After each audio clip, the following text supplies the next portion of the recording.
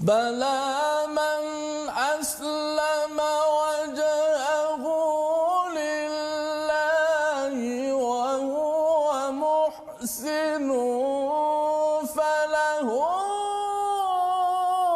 أجره عند ربه ولا خوف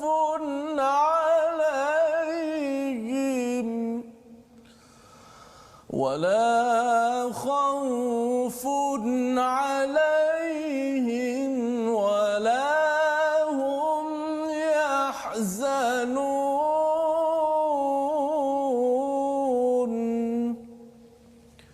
Surahul Azim. Assalamualaikum warahmatullahi wabarakatuh. Alhamdulillah wassalatu wassalamu ala Rasulillah wa ala alihi wa man wala syada la ilaha illallah syada Muhammadan abduhu wa rasuluh. Allahumma salli ala sayidina Muhammad wa ala alihi wa sahbihi ajma'in. Amma ba', apa khabar tuan-tuan dan puan yang dirahmati Allah sekalian? Kita memanjatkan kesyukuran kepada Allah Subhanahu wa taala peluang kita bertemu pada hari ini My Quran Time. Baca, faham, amal bersama kita pada hari ini Ustaz Tirmizi. Apa khabar Ustaz? Alhamdulillah. Alhamdulillah Ustaz ya. Masya-Allah. Kita bertemu dengan tuan-tuan pada hari ini. Moga-moga tuan-tuan yang berada di rumah berada dalam keadaan ceria gembira. Kita ingin mendapat lebih banyak lagi hadiah daripada Allah Subhanahu Wa Taala. Bila kita dapat hadiah, kita akan rasa belum lagi dapat dah rasa gembira.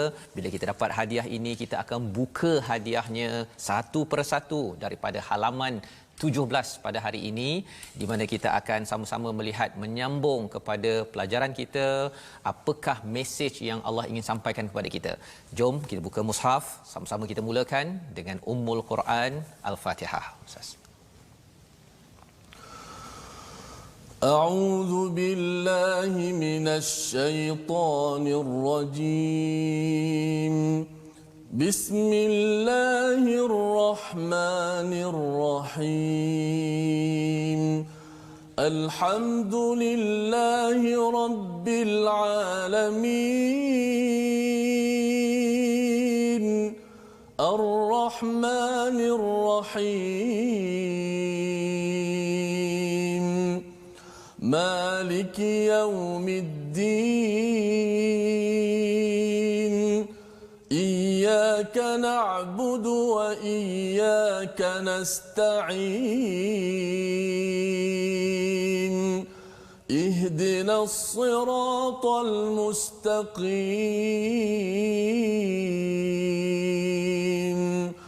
صراط الذين أنعمت عليهم غير المغضوب عليهم ولا الضالين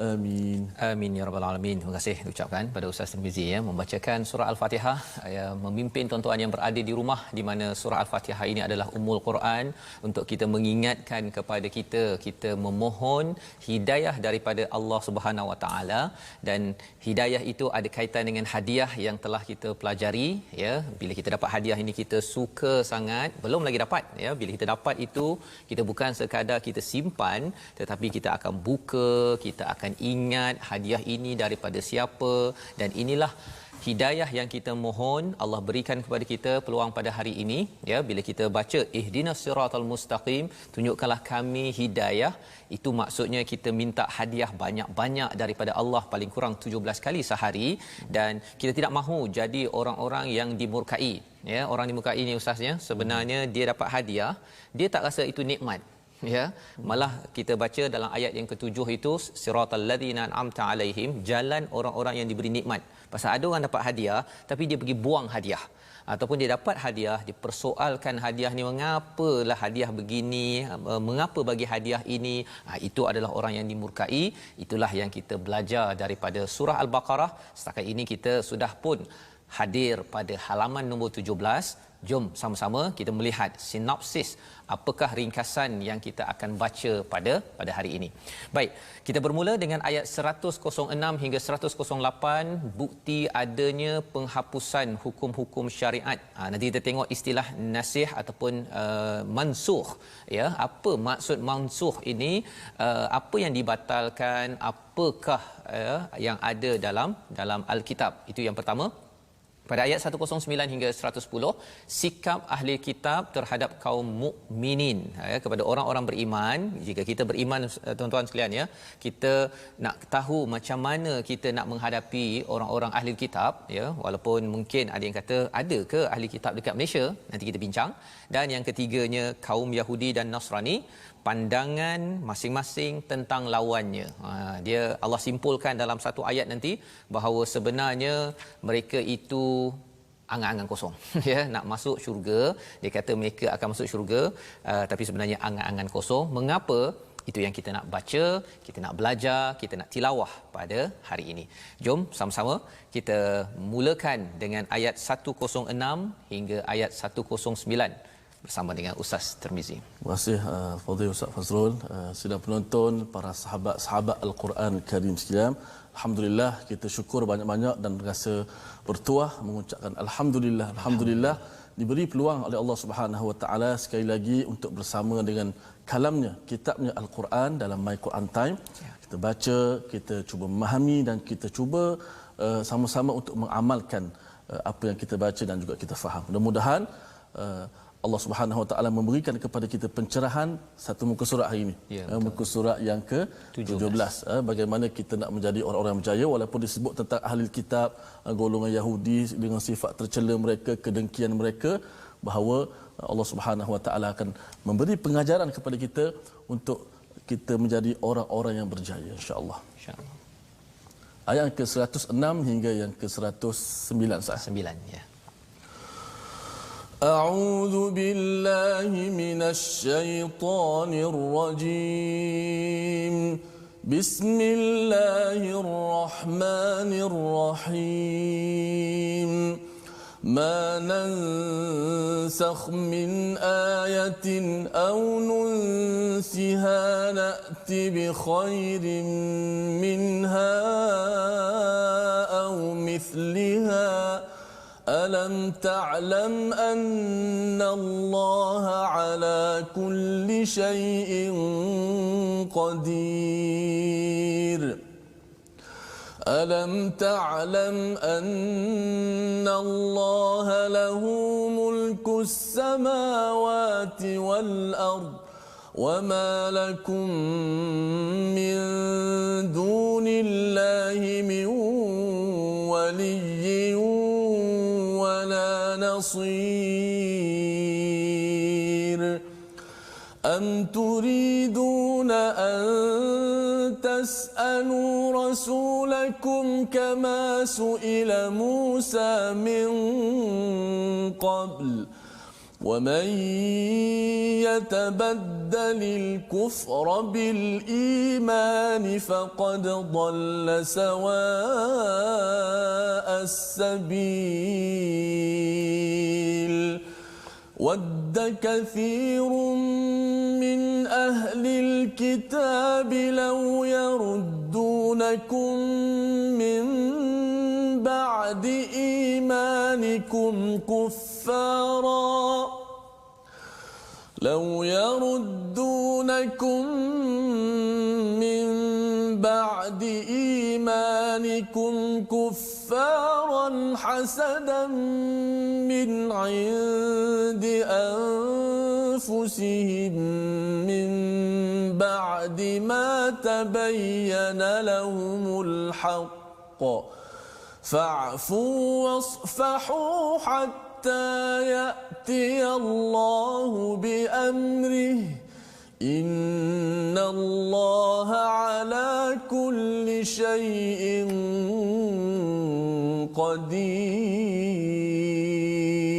قدير صدق الله العظيم. Surah Al-Allahul Azim ayat 106 hingga 109 Ustaznya yang kita baca sebentar tadi tuan-tuan menyambung kepada halaman ke-16. Allah membawakan, kalau kita melihat ayat 105 semalam kita berbincang tentang orang kafir dari ahli kitab dan orang musyrik tidak menginginkan diturunkan sesuatu kelebihan pun kepada orang-orang yang beriman. Ya, mereka nak pilih Ustaznya. Okey, kalau boleh Rasul geng kami, kalau boleh kelebihan untuk kami, yang tak bagus untuk awak. Lebih kurang begitulah ya. Tapi sebenarnya Allah kata Allah boleh bagi apa-siapa sahaja rahmat yang Allah nak berikan, pasal kurniaan Allah itu adalah hebat dan Allah berkuasa. Ya, Allah berkuasa. Jadi pada ayat 106, ayat yang kami batalkan atau kami hilangkan dari ingatan, maksudnya kami tidak nyatakan, pasti kami ganti dengan yang lebih baik atau yang sebanding dengannya. Pasal orang-orang Yahudi, mereka Bani Israel ini mempersoalkan Ustaz ya, bahawa mengapa ada syariat pada zaman Nabi Musa, Bani Israel itu dibatalkan kan, ataupun tak ada lagi ya, ataupun dikurangkan ya. Contohnya dari segi hukum makanan dalam Yahudi, mereka itu amat strict ya, tetapi bila masuk kepada agama Islam dalam Al-Quran tidak setegas macam Bani Israel. Contohlah ya, selain daripada cara bertaubat, macam-macam yang kita akan belajar lagi pada halaman yang akan datang. Maka Allah kata apa sahaja yang Allah gantikan ataupun yang Allah bawakan itu adalah lebih baik ataupun sama. Ada yang sama, maksudnya kalau dalam Taurat ada surah solat, dalam Quran ada solat, dalam Taurat ada zakat, di dalam Al-Quran pun ada zakat, sama. Tetapi ada yang lebih baik yang Allah berikan ya, dan Allah hujungkan, itu yang pentingnya, alam ta'lam annallaha ala kulli syai'in qadir. Tak tahu ke bahawa Allah ini amat berkuasa? Maksudnya nak ceritanya ialah siapa yang berkuasa sekarang ni? Kan mereka mempersoalkan Allah memberikan peraturan-peraturan yang sesuai ataupun lebih baik. Allah highlightkan Allah ini yang berkuasa. Itu yang pertama, ayat 106. Ayat 107, alam ta'lam, tak tahu ke kamu? Bercakap tentang tak tahu ini, sebenarnya mereka tahu Ustaz. Dari segi intelek, orang Yahudi ini tahu Allah berkuasa ya, Allah yang segala yang ada di muka bumi ini, mulkus samawati wal ard, kerajaan Allah, mereka tahu. Tapi di sini tahu, tapi di sini tidak mengakui. Hati mereka itu ada penyakit.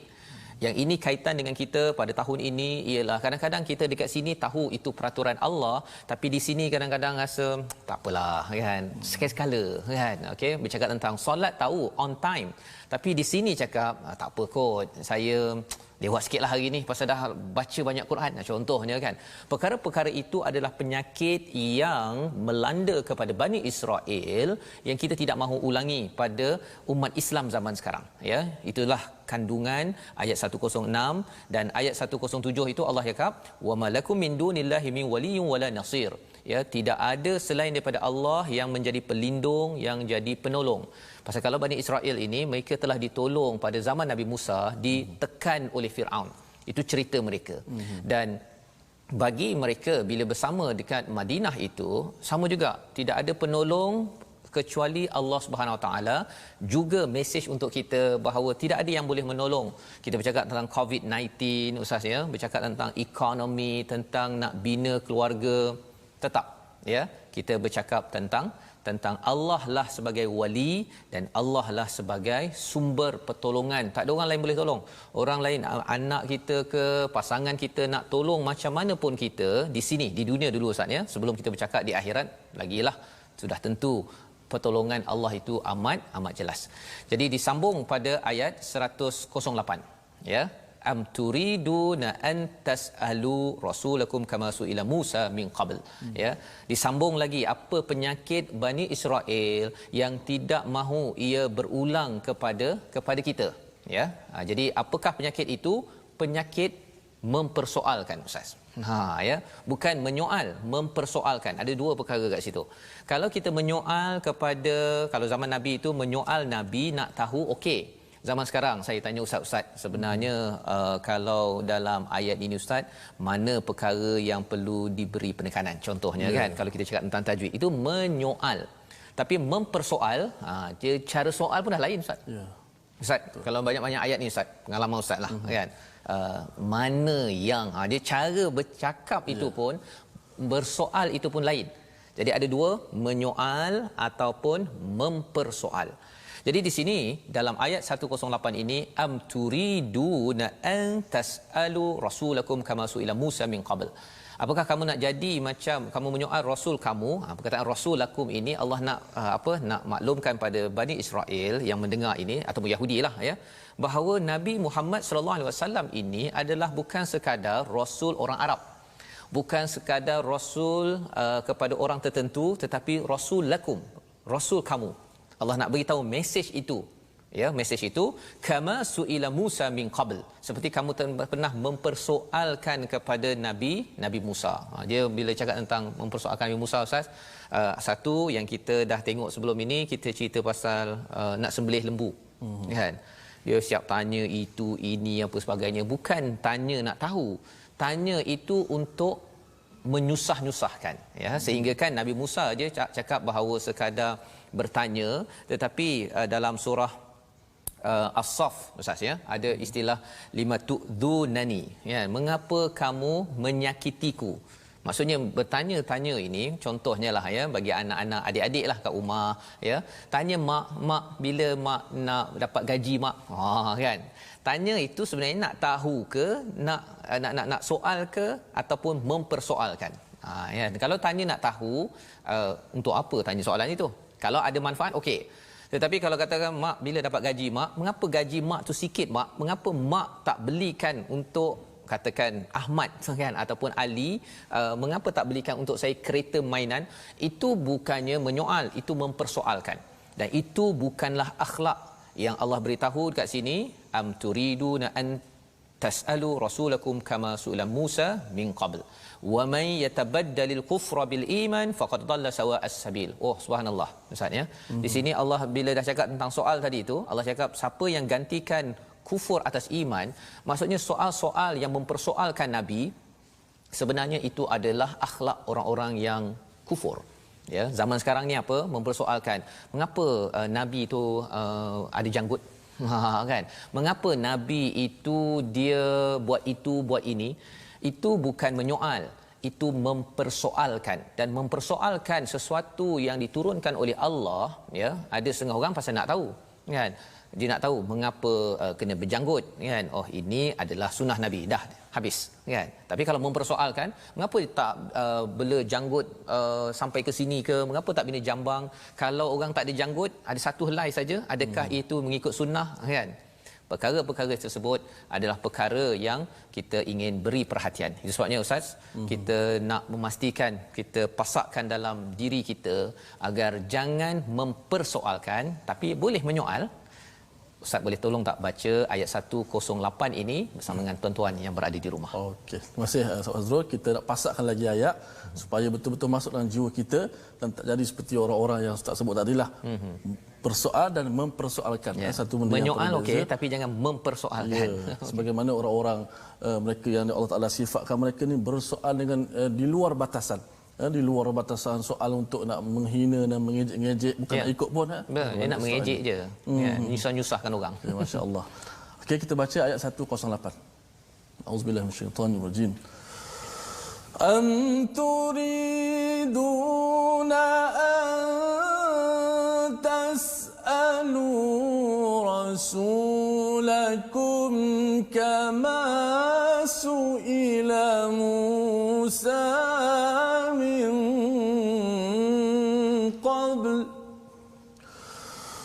ومن يتبدل الكفر بالإيمان فقد ضل سواء السبيل.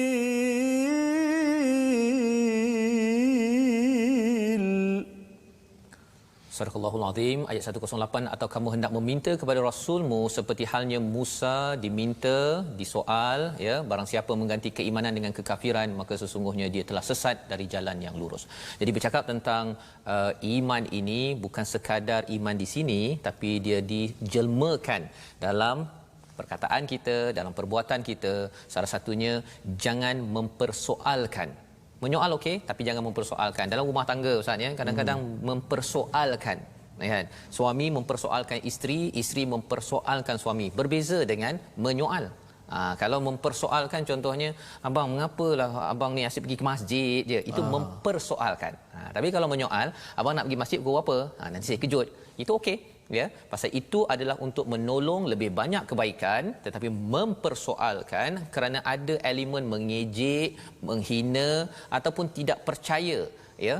Perkara-perkara itulah yang kita perlu jaga. Allah cakap bahawa faqad dhalla sawa as-sabil, ini adalah jalan yang buruk, ya, jalan yang buruk. Kerana apa? Kerana mungkinlah tidak sampai kepada kufur akidah, tapi kalau dalam rumah tangga, Ustaz, kalau asyik yang si suami mempersoalkan isteri, kan, si isteri pun mempersoalkan suami, maka berlakulah kekufuran yang si suami tak menghargai si isteri tidak menghargai si suami. Kerana kita yakin bahawa kelemahan tetap ada, tetapi kita kena menyokong ke arah keimanan, ya. Kelemahan yang ada itu kita harap Allah ampunkan atas dasar iman tersebut. Jadi itu adalah isi daripada 108, disambung pada ayat 109, wadda kathirum min ahlil kitab law yaruddunakum min ba'di imanikum kuffaran hasadan min 'indi anfusihim min ba'di ma tabayyana lahumul haqq, ya. Apa maksudnya?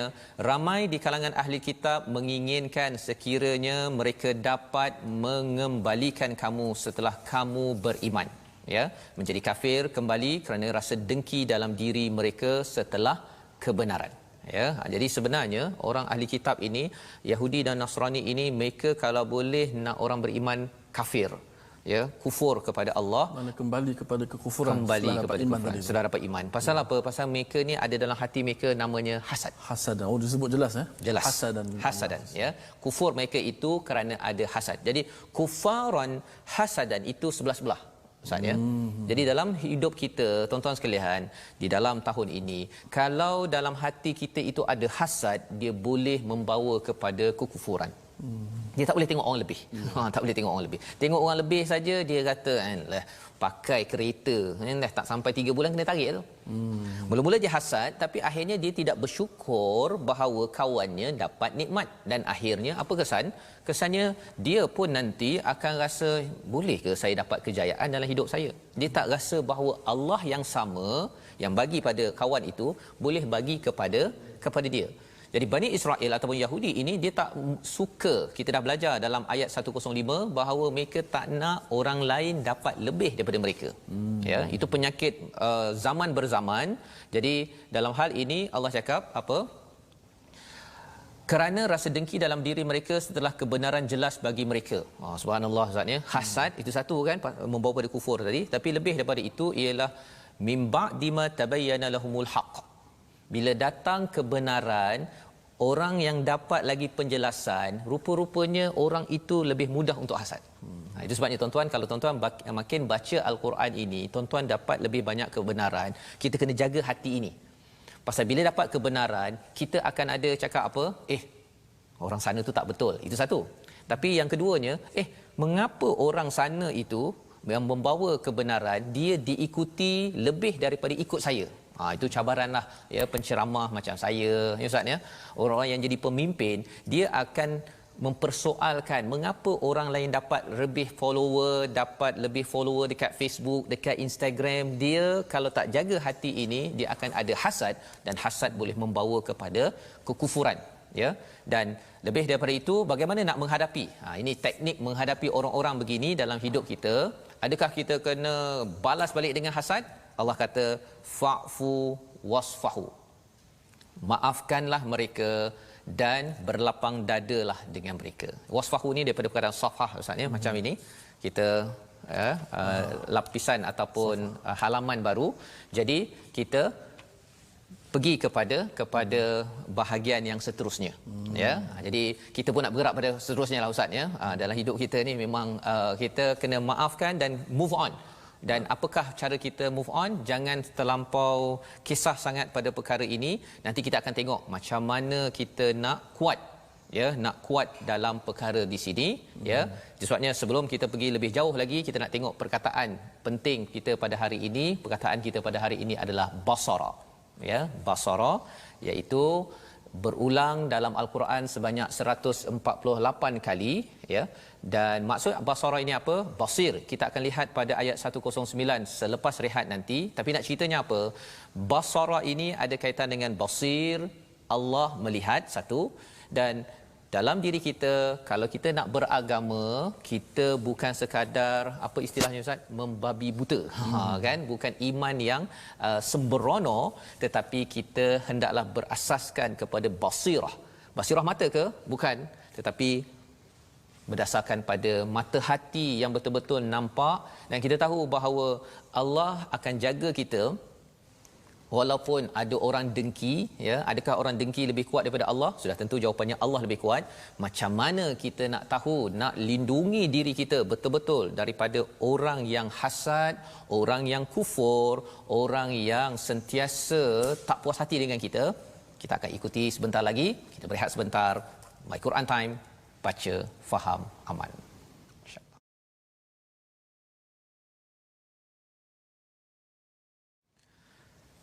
Kembali kita dalam My Quran Time, baca, faham, amal, Ustaz, ya. Alhamdulillah kita menyambung balik agar kita, dan menarik apa yang kita bincangkan sebentar tadi, ya, tentang peristiwa Bani Israel ini.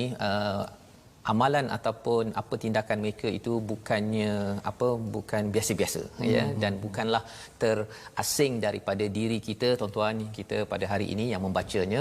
Ia amat dekat, dan inilah betapa Allah amat sayang kepada kita. Allah tidak mahu nikmat yang Allah berikan, hadiah Allah berikan ini, Ustaznya, diberikan pada kita, tetapi kita buang dan digantikan dengan orang lain. Jadi insya-Allah kita akan menyambung, tapi sebelum itu kita nak melihat tajwid kita pada hari ini. Silakan. Terima kasih Fadil Ustaz Fazrul.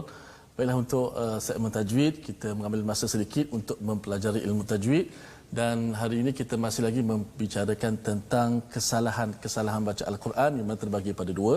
Kita dah jelas kesalahan jali ataupun lahan. Kesalahan dalam ilmu tajwid disebut lahanun jali, kesalahan yang jelas, dan kita masih lagi membicarakan tentang kesalahan yang khafi, iaitu kesalahan yang kecil.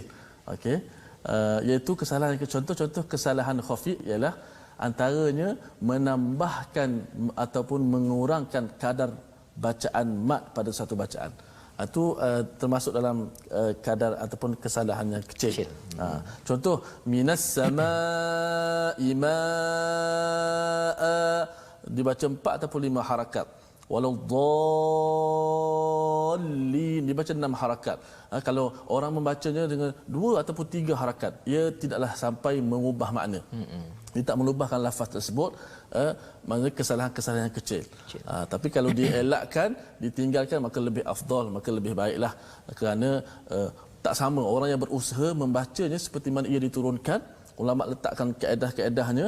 Kita baca minas samaa'i maa'a, walaupun nampak pada logik akalnya lah kurang sikit je, 1 harakat je, 2 harakat, tapi tak sama. Kita belajar untuk menyebut kalamullah dengan sempurna sebagaimana ia diturunkan, tak sama dengan orang yang baca mungkin dia sebab tak belajar, dia baca 2 ataupun 3 harakat. Ia tidak berubah makna kerana ia kesalahan yang tersembunyi, yang kecil, tapi makam tak sama.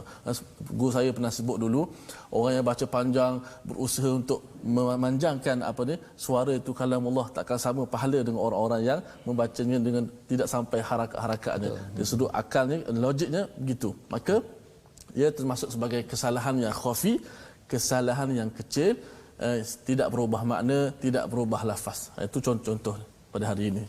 Saya baik, alhamdulillah kita mempelajari tajwid lahnul khafi tadi, ya, iaitu kesalahan yang kecil, tapi kita cuba jugalah buat yang terbaik. Kerana apa? Kerana ini sebagai adab kita, ya, bersama dengan hadiah. Ya, kalau orang bagi hadiah tu, walaupun satu ikatan ke sampul itu dibuka elok-elok, ya, dan hargai pada apa sahaja yang diberikan, tulisannya, Ustaz, ya, disimpan elok-elok, maka inilah yang kita manifestasikan dalam hidup kita dengan tajwid bacaan kita. Baik, alhamdulillah kita teruskan, Ustaz. Kalau tadi kita ayat 106 hingga ayat 109 bersama tuan-tuan yang berada di rumah, kita nak menyambung ayat 110 hingga 112, cerita tentang bagaimana kita nak menghadapi orang yang hasad, orang yang dengki, yang kufur, yang tak puas hati kalau kita dapat kelebihan ini. Jom kita baca, Ustaz, ya. Silakan. Ayat seterusnya, bagaimana kita nak menghadapi golongan tadi. Betul. Saya tertarik, Ustaz, pada ayat yang terakhir terakhir kita baca 109 fa'fu wasfahu. Allah sebut kepada maafkanlah mereka dan berlapang dadalah mereka. Maknanya kita ni jangan balas kedengkian dengan kedengkian juga. Jangan kita balas keburukan yang orang buat kepada kita dengan keburukan. Indahnya Islam. Betul. Jangan balas keburukan dengan keburukan juga, tapi balaslah dengan positif. Balaslah dengan kebaikan mudah-mudahan. Okey, kita sambung bacaan kita 110 hingga 112. أعوذ بالله من الشيطان الرجيم بسم الله الرحمن الرحيم وأقيموا الصلاة وآتوا الزكاة وما تقدموا لأنفسكم من خير تجدوه عند الله إن الله بما تعملون بصير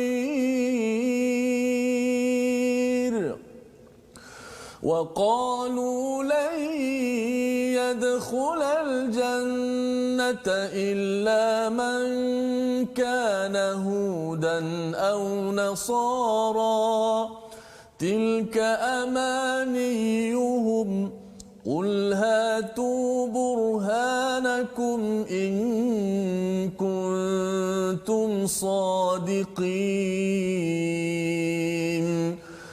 بلى من أسلم وجهه لله وهو محسن فله أجره عند ربه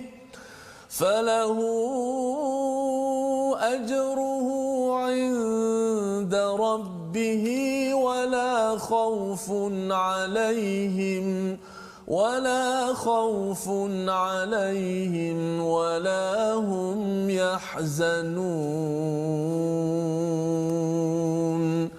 صدق الله العظيم. Surah Al-Azim, ini ayat 110 asasnya sehingga ayat yang ke-112. Ini adalah jawapan Allah berikan, pasal kita mungkin akan bimbang ya, mereka ni akan buat konspirasi teori ya, mereka akan mewujudkan itu ini, akan merosakkan dunia, dan memang pun ada idea-idea ini yang tersebar di kalangan umat Islam bahawa Bani Israel ini zaman sekarang pun dia akan buat itu ini apa sebagainya kerana ada hasad kufar dan mereka tak puas hati dengan orang-orang yang beriman. Ini pernah berlaku pada zaman Nabi dan juga dia berlaku pada zaman ini. Allah bawakan kepada kita apakah ubatnya ya, agar kita terlindung, agar kita ini don't worry. Okey. So apakah yang perlu kita buat? Wa aqimus solah. Dirikanlah salat, wa atuz zakah, dan tunaikan zakat, wa ma tuqaddimu li anfusikum min khairin tajiduhu indallah ya. Untuk Bani Israel ini mereka pun ada wa aqimus solah wa atuz zakah dalam Taurat mereka ya. Dalam kita bercakap tentang mereka ini hasad dan sebagainya, kita fokus kepada apa? Buat baik dengan Allah, namanya solat. Dan buat baik sesama manusia, namanya apa? Zakat. Infak sebagainya. Diwakilkan oleh zakat. Maksudnya salah satu daripada infak yang wajib iaitu zakat. Kalau dua perkara ini kita buat, kita akan membina hubungan dengan Allah yang amat bagus, dan kemudian kita bina hubungan pembersihan harta kita yang amat bagus. Ini Allah nyatakan apa? Ini tuqaddimu li anfusikum. Ini adalah sesuatu yang kamu persembahkan. Maksudnya dia sebagai satu istilahnya apa, seperti kalau kita ada duit tu kita simpan dalam bank, maka solat dan zakat ini kita sebenarnya simpan dalam akaun di mana kita akan pasti dapat tajiduhu indallah, akan dapat kebaikan, khairin min khairin tajiduhu indallah, confirm dapat. Simpan duit di dunia ini Ustaz, kadang-kadang kalau masuk saham ke apa ke, mungkin untung mungkin rugi. Tetapi bila kita bercakap tentang solat, kita ambil masa untuk dirikan solat, ambil harta kita, kita tunaikan zakat. Tak ada zakat, kita cuba usahakan agar satu hari nanti kita bayar zakat harta, zakat perniagaan dan sebagainya. Bila kita fokus perkara ini, Allah akan bantu kita. Tidak mungkin orang-orang yang Bani Israel tadi ataupun orang yang dengki di sekitar kita, ya, kalau tuan-tuan katakanlah di pejabat ada orang dengki pasal saya akan naik pangkat ke apa ke, teruskan membina hubungan dengan Allah, hubungan dengan manusia. Maksudnya kalau kita buat perkara ini, insya-Allah Allah akan beri ganjaran, innallaha bima ta'maluna basir. Perkataan yang kita dah belajar tadi, sesungguhnya Allah memerhati apa? Allah tak perhatikan pada orang yang hasad, Allah perhatikan kita. Dan kalau ayah nampak anaknya depan mata kena buli, ustaz ya, kena buli, anaknya kena buli depan mata, adakah ayah yang kasih sayang, yang amat prihatin akan biarkan? Tidak, dia mesti buat sesuatu kan. Malah ini lebih daripada itu, Allah Subhanahu Wa Taala, Allah nampak kita, kalau kita memang bersungguh-sungguh fokus solat dan juga zakat, tolong manusia, Allah tak akan biarkan kita. Allah akan jaga kita, Allah akan lindungi kita, dan Allah akan beri ganjaran yang amat besar. Itu disambung pada ayat 111, waqalu, kembali balik, ya, kembali balik iaitu apa? Mereka berkata, siapa berkata? Orang Yahudi dan Nasrani cakap tidak mungkin masuk syurga kecuali orang Yahudi. Dia cakap orang Yahudi masuk syurga ataupun Nasrani. Ya, dia ada ayat lain nanti kita jumpa bahawa sebenarnya yang Yahudi cakap Yahudi yang dapat, dan Nasrani cakap dia yang dapat. Apa sebenarnya yang boleh kita belajar kat sini? Sebenarnya Allah cakap tilka amaniyuhum. Kita dah belajar sebelum ini, iaitu ini adalah angan-angan kosong semata-mata, cakap kosong.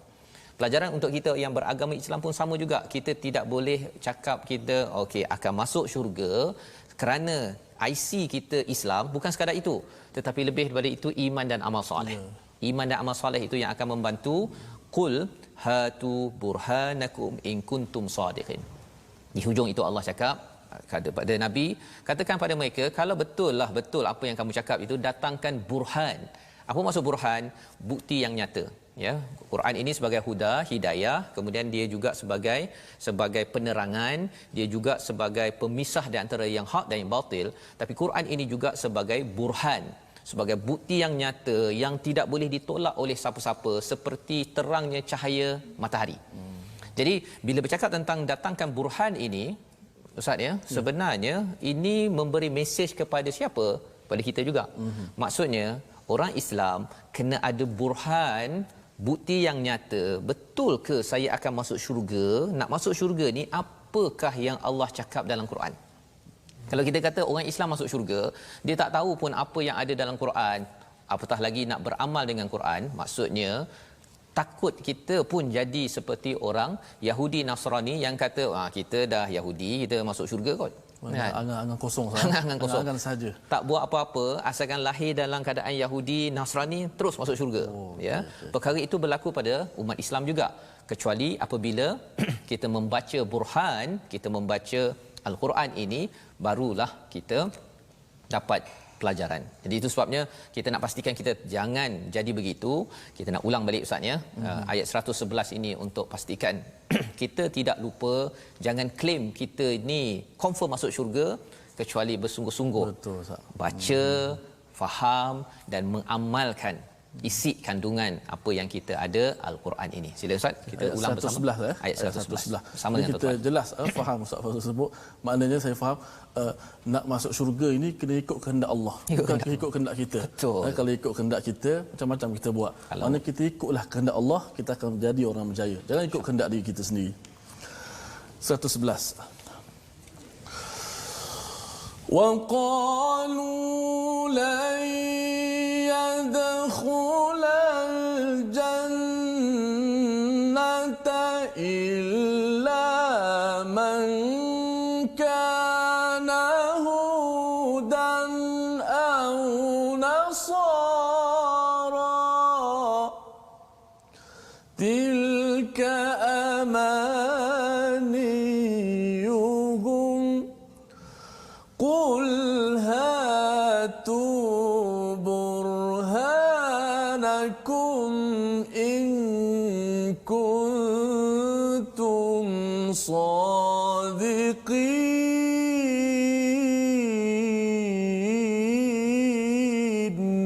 Sadaqallahul azim.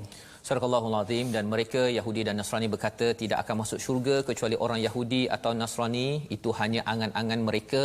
Kita tidak mahu berangan-angan juga. Kita lahir Islam saja confirm terus ke syurga. Nanti kita cakap kamu ni tak masuk syurga tapi perangai lebih kurang sama, tidak mungkin. Ya, tidak mungkin. Apatah lagi Yahudi Nasrani ini melakukan kufar, melakukan kufur, melakukan hasad. Tetapi Allah cakap apa? Diajarkan pada Nabi, katakanlah, ya, tunjukkan bukti kebenaranmu jika kamu orang-orang yang benar. Jadi bila Nabi diseru begitu, Nabi kena hadir dengan burhan, dengan bukti yang nyata. Jadi bila bukti yang nyata, nanti orang Yahudi Nasrani akan tanya kepada Nabi, kepada orang beriman pada zaman Nabi. Pada zaman ini kalau kita dah cakap begini, datangkan bukti, kita kena fahamlah bukti, Ustaz. Ya. Nanti orang Yahudi Nasrani buat website macam-macam, tulis itu ini, lepas tu kita kata orang Yahudi ni memang sesat dan dia ni nak mempersoalkan Quran, nak apa sebagainya. Lepas tu kita kata mereka sesat. Padahal kita sendiri tak tahu kat mana ayat yang itu berlaku pada saya lah, Ustaz. Dulu ketika di luar negara, peristiwa September 11 tu, orang Yahudi Nasrani datang ke Islamic Center itu, dia tanya Muslim are terrorist, dia kata. Kan? Jadi saya kata tak, kan? Dan kemudian dia kata yes, ada dalam surah apa, surah At-Taubah, dalam surah Muhammad, dalam surah ini. Dia datangkan bukti. Dalil. Okey. Saya pun jam, Ustaz, waktu tu tak belajar lagi lah tadabbur ini apa sebagainya. Jadi saya fikir-fikir balik, mungkin inilah mesej Allah berikan pada saya walaupun belajar dalam bahagian engineering. Kena ambil juga bahasa Arab, ya. Pasal apa datang ke US itu bukan sekadar untuk ambil ilmu itu sahaja, tetapi sebenarnya juga untuk menyampaikan burhan, ya. So saya terdiamlah waktu tu, terdiam, dan lepas itulah saya berazam saya mesti cari jawapan ini, ya. Kerana bila saya tanya beberapa orang lain, kawan-kawan yang pergi ke negara-negara yang barat ini, ya, walaupun ada yang hafaz Quran, Ustaz, ya, tapi sebenarnya bila kena tanya, kena attack begitu, kadang-kadang jam begitu saja. Padahal Allah dah beritahu dekat sini, kalau katakan mereka kata cita-cita masuk syurga tak betul, apa buktinya? Buktinya apa? Dalilnya macam mana? Dan inilah seruan bagi tuan-tuan yang berada dekat rumah, kita belajar sedikit-sedikit ini agar kita kuat burhan ini dalam diri kita, agar ia menerangi seperti cahaya matahari. Ya, bila cahaya matahari itu ada lampu begini, bila matahari kita buka kawasan ini, lampu kecil-kecil ini semua dah tak berperanan dah, Ustaz. Ya, lampu kecil-kecil ini berperanan hanya bila tak ada cahaya matahari. Tapi bila kita dah ada idea-idea yang hebat, bila datang Al-Quran akan makan segala idea tersebut, dan kita rasa wah, inilah caranya. Dan Allah sambung pada ayat yang ke-112, bala, yang sebenar-benarnya masuk syurga siapa? Yang menyerah diri wajhahu lillah. Itu jawapannya lah, ya. Jawapannya tu Allah bagi jawapan, Ustaz, ya. Tak ada pula nak kena kaji yang seterusnya, terus dapat jawapan. Yang menyerah diri wajhahu lillah. Apa maksud wajhahu lillah? Menghadapkan dirinya kepada Allah. Salah satu daripada perkara ini ialah ketika kita sujud itu tanda kita ini menyerah diri pada Allah. Pasal orang Bani Israel ataupun Yahudi ini, Ustaz, ya, apa yang berlaku kalau kita tengok sekarang, kalau Ustaz pagi tadi saya sempat tengok YouTube macam mana mereka sembahyang. Dia kalau yang agak original itu mereka masih lagi ada sujud. Tapi kebanyakan Yahudi dan Nasrani dia berdiri saja, berdiri. Paling hebat pun dia macam tu saja. Ya, jadi sujud dah tak ada. Sujud dah tak ada. Jadi Allah cakap kalau betul-betul kamu ini betul-betul nak masuk syurga, kamu kena sujud menghadapkan wajah dan meletakkan wajah kamu kepada Allah yang pertama. Wa huwa muhsin, kamu buat yang terbaik, buat baik, bukannya dengki dengan orang ataupun tak puas hati dengan nikmat yang datang daripada Allah. Falahu ajruhu 'inda rabbih, dan amat menarik perkataan wala khaufun 'alaihim wala hum yahzanun. Ya, ayat ini kita dah belajar pada halaman nombor 7 ayat 38, Ustaz, ya. Bila bercakap tentang apakah yang berlaku kepada orang-orang yang sentiasa menyerah diri pada Allah Subhanahu Wa Taala, tidak ada ketakutan, tidak ada sedih. Tidak ada ketakutan, tidak ada sedih. Saya nak ulang balik pada tuan-tuan, kita dah belajar sebelum ni, wala khaufun alaihim, bukan wala yakhaf, wala khaufun alaihim. Mungkin katakan si anak, Ustaz, ya, si anak itu dia mungkin bercakap tentang ada longkang lah, sebagai satu perumpamaan, kan. Dia mungkin tak takut longkang tersebut, ya, dia tak takut longkang tersebut terjatuh ke nanti patah tangan apa sebagainya. Tetapi bila Allah cakap wala khaufun alaihim, tidak ada bimbang takut ke atasnya, maksudnya Allah dah lindungi dia awal-awal lagi dah bahawa anak ini tidak akan jatuh ke dalam longkang. Bagi kita maksudnya apa? Bila Allah cakap wala khaufun alaihim, kita ulang balik apa yang kita dah belajar. Bila diberitahu kita menyerah diri, banyak solat, banyak zakat, Allah akan beri protection, perlindungan kepada kita alaihim. Kita masih ada takut, kita ada ya khauf, kita masih takut bimbang, gaji saya macam mana, ekonomi Malaysia macam mana, kita ada bimbang. Itu ya khauf. Tapi wala khaufun alaihim, Allah akan lindungi daripada perkara mara bahaya yang kita tak sedar. Itu maksudnya alaihim, ke atas mereka.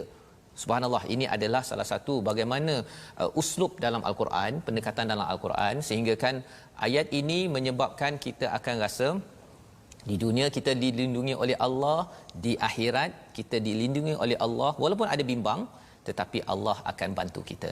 Kita membawa kepada 3 sinopsis kita pada hari ini. Mari sama-sama kita lihat tuan-tuan.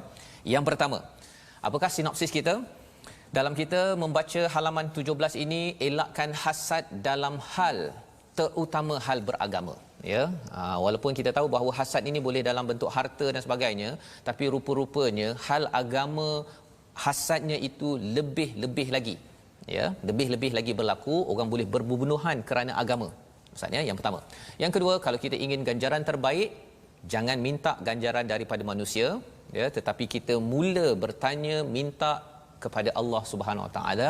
Itu adalah lebih solid, lebih mantap untuk kita.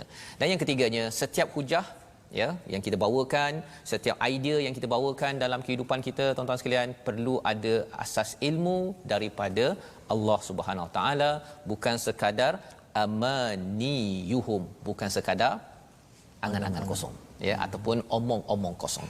Ini membawa kita kepada doa kita agar Allah pelihara kita, memimpin hidayah dan jaga hati kita daripada hasad kepada Allah Subhanahu Wa Taala. Silakan. Bismillahirrahmanirrahim. Alhamdulillahi rabbil alamin. Wassalatu wassalamu ala Rasulillah. Allahumma lakal hamdu anta malikus samawati wal ardi wa man fihin.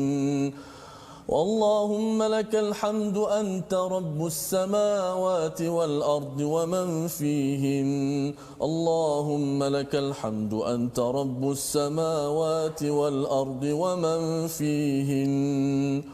Ya Allah, ya Tuhan kami, kepada Engkaulah segala kepujian, ya Allah. Engkaulah yang menjadi Raja, yang memiliki kerajaan langit dan bumi dan apa yang ada di antara keduanya, ya Allah.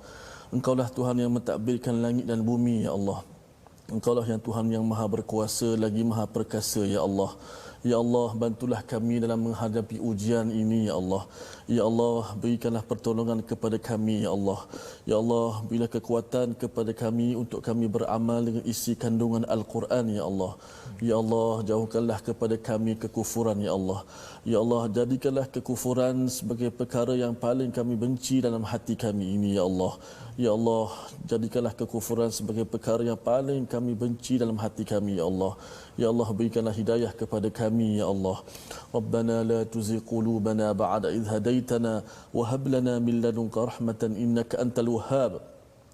Wahai Tuhan kami, ya Allah, janganlah kau palingkan hati kami setelah kami mendapat hidayah, ya Allah.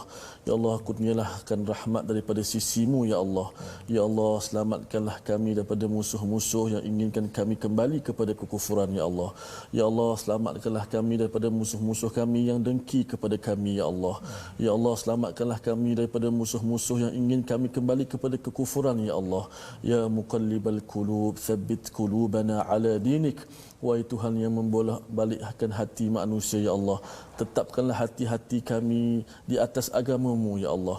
Ya Allah, tetapkanlah hati-hati kami ini di atas ketaatan kepada-Mu, ya Allah. Ya Allah, jauhkanlah kami daripada sifat yang dengki, hasad, dengki dan sebagainya, ya Allah.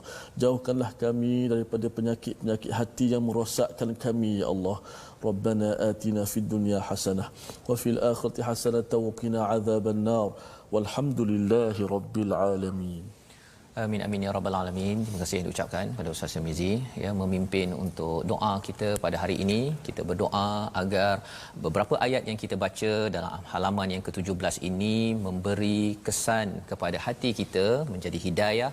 Ia juga menjadi nasihat kepada kita daripada Allah, mir rabbikum, menjadi penawar kepada kita ya. Ia menjadi petunjuk dan juga menjadi rahmah. Bagaimana kita nak mendapat kasih sayang Allah SWT? Tadi tuan-tuan dengar, tuan-tuan diam, tuan-tuan dapat rahmah insya-Allah. Apatah lagi apabila kita mohon sebentar tadi ya, kita mohon daripada Allah, Rabbana atina min ladunka rahmah ya. Kita mohon daripada Allah rahmah, mohon ditunjukkan urusan-urusan kita min amrina pada jalan yang rasyada ya, jalan yang lurus, yang betul-betul berasaskan pada panduan yang kita baca pada hari ini. Tuan-tuan dan puan-puan dimati Allah sekalian, bercakap tentang panduan inilah yang kita ingin sama-sama kongsikan ya. Terus semangat untuk kita berkongsi ini salah satu kempen yang terus berjalan di mana tuan-tuan juga boleh bekerjasama berganding bahu wakaf untuk ummah. Inilah satu usaha yang terus kita akan kempenkan. Kerana apa tuan-tuan? Kerana ini adalah ummah ya, kita sebagai satu ummah tidak mahu sekadar hidayah cahaya ini sampai kepada orang tertentu sahaja, tapi kita mahu sampaikan burhan ini yang kita belajar tadi, burhan cahaya seperti mentari ini sampai kepada Amerika, kepada China, kepada seluruh dunia, kepada saudara-saudara kita, kawan-kawan terdekat kita, sanak saudara. Terus mereka rasakan, wah, rupa-rupanya selama ini ada lampu Kalimantan ataupun pendaflor semata-mata, tapi bila membaca Al-Quran dapat cahaya matahari. Dan inilah yang kita ingin sampaikan di balai polis, di pusat komuniti wakaf untuk ummah. Selain daripada itu, tuan-tuan juga dijemput untuk bersahabah ya. Kita bersama dalam Sahabah Al-Quran. Kita ada platform rasmi ya. Setakat ini Sahabah Al-Quran ini di My Quran Time Official, itu di YouTube. Kemudian di Facebook Sahabah Al-Quran, dan kemudian My Quran Time, dan juga My Quran Time Official di Instagram. Ada 3 platform di situ yang saya jemput pada tuan-tuan. Boleh subscribe, boleh langgan ataupun join, kerana kita ingin berkongsi ya. Tuan-tuan ada nota, ada nak tanya soalan, ingin berinteraksi dengan Ustaz Tirmizi Ustaz ya, ataupun lebih ramai lagi panel-panel yang mungkin tidak di sini, tidak bersiaran, tetapi mereka juga ya adalah rujukan penting cahaya dalam masyarakat kita yang kita ingin bersahabah atas dasar Al-Quran. InsyaAllah kita bertemu lagi ulangan kita pada jam 5 petang pada hari ini, dan juga pada 10 malam dan juga 6 pagi besok ya. Awal-awal pagi selepas solat subuh itu tuan-tuan nak ulang kaji balik, kemaskan nota dan sebagainya, silakan. Dan insyaAllah kita akan menyambung pada halaman 18 hari esok jam 12 tengah hari insyaAllah. My Quran Time, baca, faham, amal insyaAllah. Assalamualaikum.